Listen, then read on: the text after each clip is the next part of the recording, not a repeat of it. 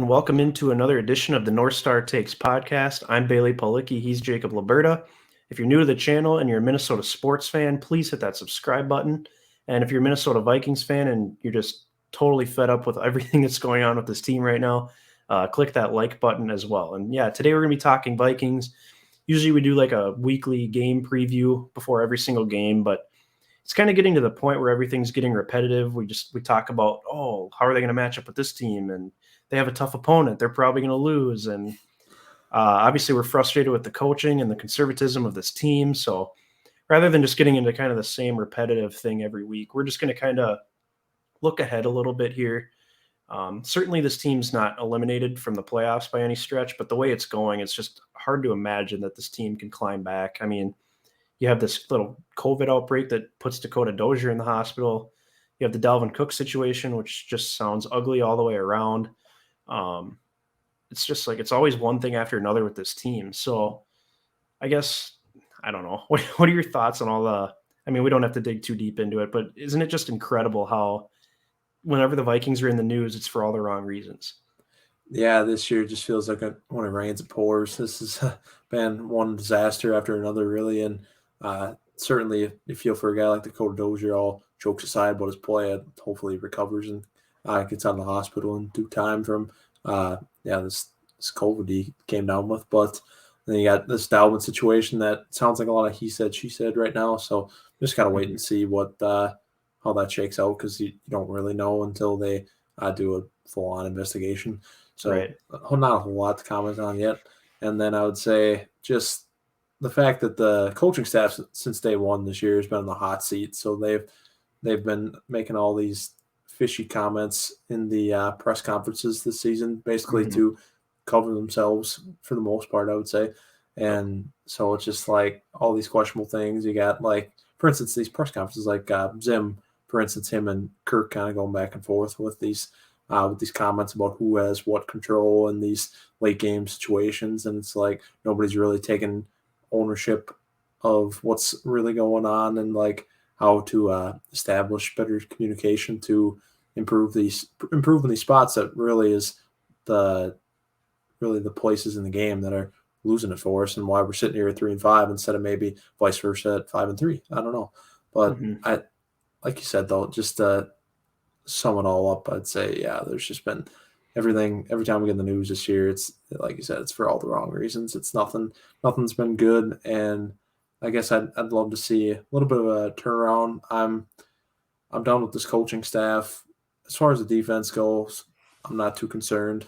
I just want to see our offense really our offensive players are going to be here long term, start to turn around, I should say. So, like, I want to see more out of Jefferson, because obviously I think he's our prized possession now on this roster as far as long term and future goes for this team. And I would say I'd also like to see more out of KJ Osborne in the wide receiver room as well, just because he flashed earlier this season. Now he's kind of disappeared because our quarterback just isn't targeting our receivers in general right now. These last couple games out of the bye, it's been all these tight ends and CJM, so that's kind of disappointing. And then I would also like to see too, maybe this one people aren't talking about as much, and maybe I'm overvaluing it a little bit, but I would actually like to see, after that explosive kick return last week that Nwangu had, I'd kind of like to see him as like a change of pace back in our offense, because I think he's a little bit more of a difference from Cook than Madison is. So, like, I feel like that's just a different thing you could incorporate in your offense as far as a guy being like a pass catcher or something. I mean, I think we could find more ways to get the ball in his hands. He had that fake punt run last week too. So I mean, like, you could use him a lot of different ways. So I think we could actually use him a lot more, and I'd kind of like see him get some run this year. Yeah, to your point with Nwangu, like, who knows, like, with this whole Cook situation, if he's going to end up missing time or not eventually. Is he on the team long term? Kind of depends what plays out with this as well. Could be like an excuse to get out from underneath this contract here at some point. But yeah, it'd be nice to see more of Nwangu, because you'll have him around for the next few years. And at the very least, he'll probably be your number 2 running back at some point. So it'd be kind of nice to see what you can do with him. I mean, just explosive speed. He's kind of a Chiefs type player, honestly. Like, it's kind of nice to have a guy like that. So I know. It'd be, if only we had an offensive coordinator that was creative enough to actually do something with him. But Yeah, I'm sure you won't even see the field on offense this Sunday, which is unacceptable. But Yeah, 'cause he could just as well do everything Abdullah was doing for us before we cut him. Because, like, how many times would we bring Abdullah into the game to catch passes out of the backfield? And, like, you tell me we can't do that with Nwanga? yeah, and they would bring in Abdullah in on like a 3rd and 16 when they're just going to throw him a dump off pass, and he's not going to get a first Yeah, down anyways. yeah, But yeah, exactly. I don't know. Nothing they do on offense makes sense. But I agree with you. I would love to see more out of Jefferson. He is the crown jewel of this team. He's the Exactly. most prized possession going forward. As of right now, he's at 632 yards, and that's through 8 games. So he's on pace for, I don't know, roughly 1,300 or so yards. Um, yeah, I don't know. Like it's unacceptable that he's still like one of the most top 10 targeted receivers in the NFL, but it feels like, especially after the last 2 weeks, they're just Yeah, not targeting him enough. I think he had 10 combined targets between the last 2 games or something like that. yeah, it was close to that at least. I know that can't happen. You got to get the guy. You got to get the guy the ball more, and you figure you'd really emphasize that out of the bye week Yeah. because it's like, how do you get the most out of this offense? Well, it's probably putting the ball in your best player's hands, and at this point, it's Jefferson. So I don't know how we go the wrong direction there and come out of the bye and not really do that. That doesn't make any sense to me. No, and the excuse all the time is like, oh, well, they're playing, cover two and they got safeties rolling over to them. And it's like everybody faces cover two in the NFL. Like Yes. you figure that stuff out. It's not like it's some exotic defensive scheme you've never seen before. Like, Yeah. I don't know. I don't understand that. And I just wish Kirk would be willing to trust the receivers more. I wish Clint was able to scheme up plays that got these guys open more rather than them just having to work super hard on every single route to get open. Hmm. Um, so yeah, that's been super frustrating. KJ Osborne, though, that's a good one too. I mean, this guy's your potential future wide receiver too. If they don't end up drafting anybody here within the next couple of years, I'd assume when Thielen drops off that Osborne will kind of step into that role. So it'd be nice to see him in more extended playing time. I mean, he looked great in the games that he got extensive action. So I don't really see a reason to not get him more involved as well, especially like with Irv Smith out for the year. You just basically have the one tight end unless you're going to keep throwing to Luke Stalker, which, I mean, give me a break, man. So, yeah, Osborne should be getting more carries or more catches here too. So I would also like to just see more like end around stuff with Justin Jefferson too. I just think any way you can get him the ball. They try to throw him a couple screens a game. But yeah, just give him a couple handoffs too, and you never know, maybe he can break one. So I think definitely like the offense is the more intriguing piece of this team. There's just so many different skill players on offense that are exciting, but that are also kind of crucial to the long-term success of this team as well. No, I totally agree, and that I like that we're emphasizing the offense because when you look at the defense, first of all, I think our best players are out right now. Like for instance, I think it starts with Daniil Hunter. He's out for the rest of the season, and that's probably the most uh, future, I guess, impactful towards the team's future on the Yeah. D line and probably on the defense. I would say because you got guys like Michael Pierce, who he isn't playing right now. Then you got Hmm. Dalvin Tomlinson. All these guys are kind of known commodities, and I would like to see more out of DJ One if we could, but Yeah. his pressure rate just has not been good. And obviously, improvement there would be nice, but I don't know if we're going to get it or not. And then I do like to see the run we're getting out of these guys like Kenny Willekes. Like he Hmm. had a monster game last week against Baltimore that was honestly a little bit quiet, I think, because I think he generated like 5 pressures or something, Right. which that's pretty good for one game. Hmm. And then you got guys too like Armin Watts, I think, has stepped up as a rotational defensive tackle this year. And I would Yep. also say that guys like James Lynch too is getting some run, and that's great for him. I think there's some younger role players, but nothing like no like star players on this defense that you're really excited about. And that kind of goes back to the problems we've talked about weeks ago when it's Yeah. like, when's the last time we drafted a defensive player with a high pick that you feel really good about and like that's gonna be a long term player here? Like it just doesn't exist. Dancer maybe, but that's really about it.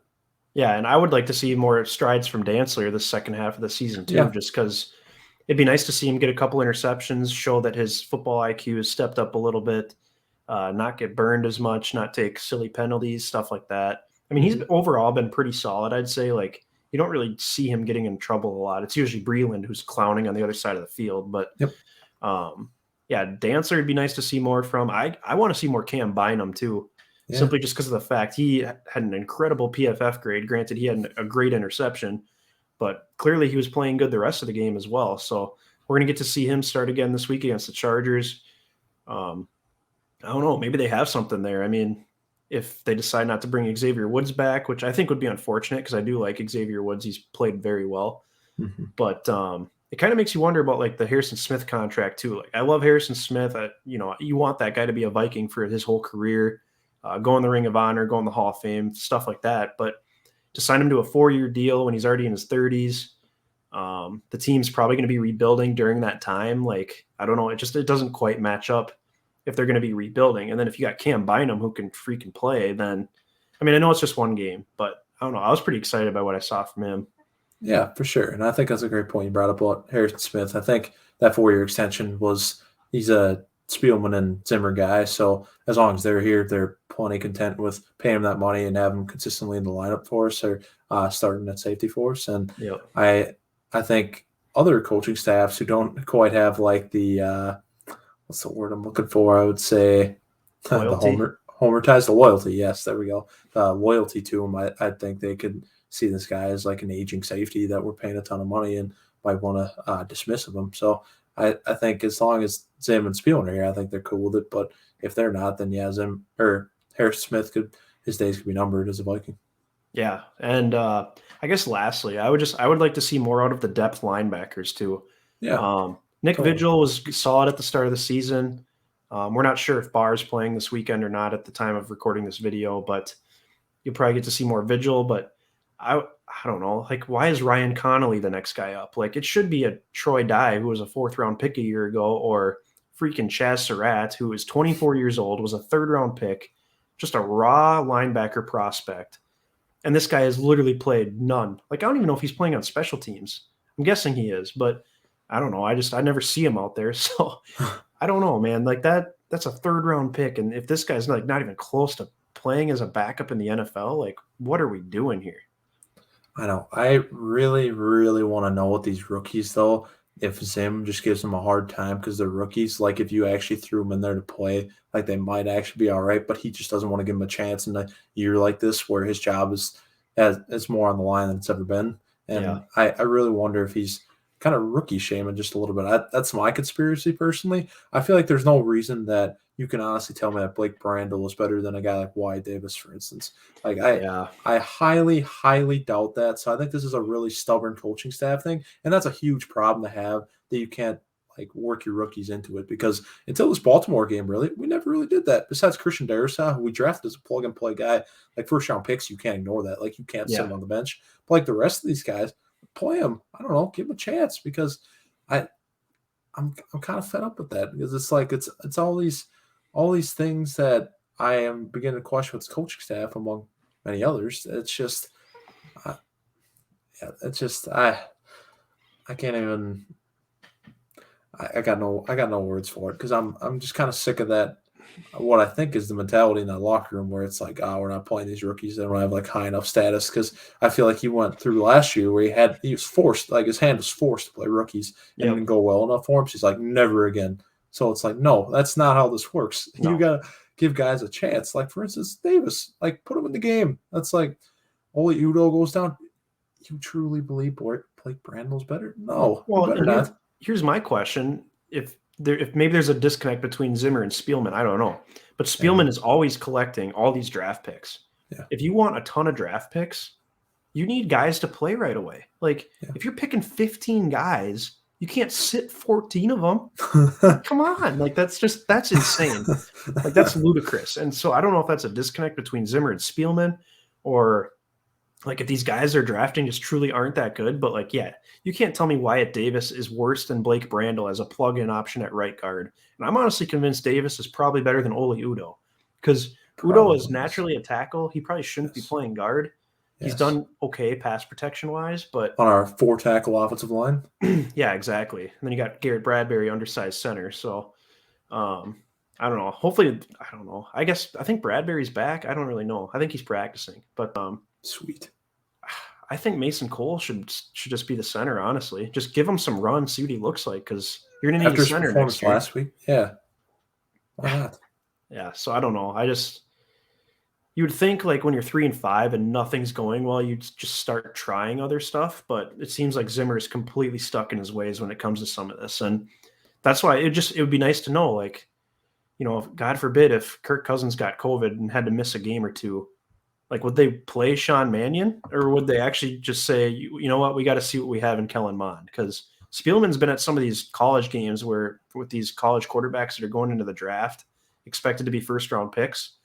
And so that makes me wonder, do they think Kellen Mond is not going to be the guy? Is he just doing his due diligence? Like, what's the plan there? Because I don't know, man. Like, I would like to see what Mond has, but they're not going to do that until at least the end of the season unless Kirk has to miss a game. Dude, that would be a crime. That'd be a crime if we played Sean Mannion in a game if Kirk was out with COVID or an injury or something. Like, Yeah. that'd be ridiculous. You know what Mannion gives you, and that's literally nothing. You have him in the locker room just to be Kirk's buddy and like it's like a not official, but or like an unofficial coach. So Yeah. no, he shouldn't play in an actual game. So if they played him over Mon, you'd get disastrous results, and then you'd have egg on your face as a coach to seriously try and justify playing Mannion over Mon. When Mon, you have no idea. Maybe he could be a huge like breakthrough quarterback that you are like sitting on the sideline. You just never know. So, And then if the excuse is like they're not seeing enough in practice, because I was like always to deal with Kyle Sloter, like he had a great preseason, but we're not seeing enough in practice. Well, good grief, what's the problem then? Like, how come these guys aren't developing the way you'd like them to? And it's all the time with different positions. Like, yeah, no, I'm wondering if they're so focused on just like competing now and like we have to win with this current group we have, and just not focusing on the development of other players. Like, I don't know what's going on there. So I think like having Patrick Peterson's been huge for Cam Dantzler, but you don't have that, and probably Harrison Smith for Cam Bynum too. But I don't think you have that at every single position, Yeah, no, I totally agree. I think there's just so many little things that you could really pick apart about this team, and it's just where do you start? It's just a can of worms, and once you open it, there's no closing it. And that's why you think you just got to make a clean sweep as far as emptying what we got and starting to look towards 2022 and plan for the future and what the blueprint is towards our success to actually win a Super Bowl and not just overall mediocrity with 8-9 wins or something like that. Exactly, because like we're seeing it right now at the Wild. You change the guard, you get some young, fresh, exciting players in here, and you start having a fun team that can win some games. Everything changes. The entire mood of the fan base changes. So it's probably going to happen after this year. They're at least going to reset, if nothing else. Probably have a new coach, hopefully have a new quarterback, whether it's Mond or a first-round pick or a bridge quarterback. I don't know, but they just need something different. And I think that's become apparently obvious here as they've gotten off to a 3-5 start. Every game's been close, whether it's a bad team, good team, and they've just found ways to lose. So clearly their formula, their scheme, their way of thinking is not working. So yeah, I'm glad to hear you come to the dark side finally and want to rebuild and can Zimmer and all that good stuff, because I don't know, I just think it's necessary, because otherwise we're wasting guys' careers. Like, yeah, this Dalvin Cook stuff came up now, but even before that, he's 26 years old. He'll be 27 next season. How many more years of him do we have left? Adam Thielen's like 31. Kendricks is approaching 30. I'm not sure if he's 30 yet. Barr is over 30. Harrison Smith's over 30. Patrick Peterson's over 30. Like, I don't know. Nobody's getting younger, basically. And I don't know. I just think it's time for a nice reset. Yeah, no, I totally agree. I think we clearly can't win with this current group, or at least win to the extent that we want to. Maybe it's a different feeling in the organization, which I would not agree with, because the ceiling of this team is evident that it's like a wild card berth and maybe a playoff win, and if you're really lucky too. But no, we're trying to win a Super Bowl, so this clearly isn't it. So it's time to move on and start thinking about what's the next move, really. Absolutely. So, yeah, who knows what this Chargers game will hold. Maybe some young guys will jump up and surprise like Cam Bynum did last week. It'd be great to see, because you want to have some building blocks going into the future here. So that'll be a wrap on this edition of the North Star Takes podcast. Like I said before, if you're a Minnesota sports fan or if you're new to the channel, please hit that subscribe button, as we're pumping out Minnesota sports videos all week. Give this video a like too, especially if you're a Vikings fan that's fed up with what's going on with the team and you just want to see a fresh start. Feel free to give us a follow on both Twitter and Instagram, and leave your comments below what you're hoping to see for the rest of the season, what your expectations are, and what you're most hopeful for going forward. So thanks for watching.